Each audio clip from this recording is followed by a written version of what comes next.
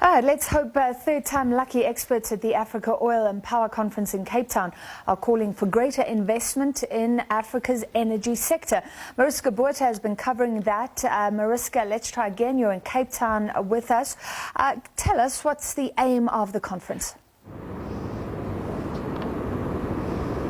Well, the conference is aimed at bringing all those role players together to further enhance investment on the continent, because as you said there in the intro, Francis, that part of it is lacking. There is enough in terms of the resource that's on the continent, but when it comes to investment in terms of infrastructure and everything that goes with it downstream in the production and the distribution of, for example, oil and gas, there's still a great lack of investment from the world over. So this is really to bring role players together and encourage and stimulate investment in African countries. So as we said in the intro earlier, there's a number of high-placed government officials here and at this gathering. What are some of the concerns about Africa's energy sector in particular?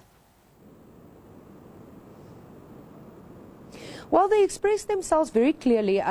Some people came out saying immediately that they understand that climate change is a great issue, and they are all supporters of working together for a cleaner and healthier environment. But one of the ministers who was also speaking there from Equatorial Guinea said that Africa's development cannot be hampered, or it's unfair to expect Africa not to use its resources like oil and gas to promote development, because there is this issue. They understand that it needs to be looked at.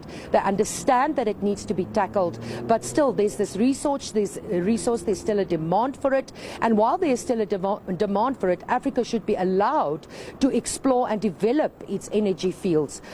He said that what should be looked at is consumers, not necessarily developers or those that provide these services, but rather consumers should change their behaviors, which will affect demand. But they said that Africa should be allowed to develop its resources fully in order to develop the continent to its full potential. And there's a big concern about lack of investment. What does that mean, and how can that be tackled?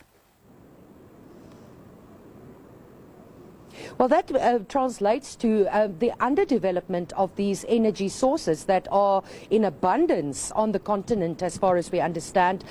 Guillaume Doan, who's the CEO of Africa Oil and Power, says that, I'm just going to read here from my notes, that he says across all energy resources, over $1.85 trillion was spent globally, and Africa only got around 2.5% of that share. He says that shows you how greatly underinvested in Africa as a resource for oil and gas is. And he says there's great scope for improvement there. And the development that can lead to, as a result from this, is absolutely enormous.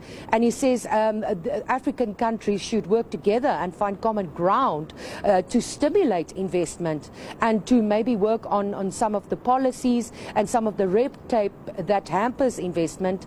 And they should focus strongly on luring, especially those investors that doesn't necessarily want to invest in the traditional markets anymore, to come to Africa and to put their money where it can be beneficial to the continent as a whole.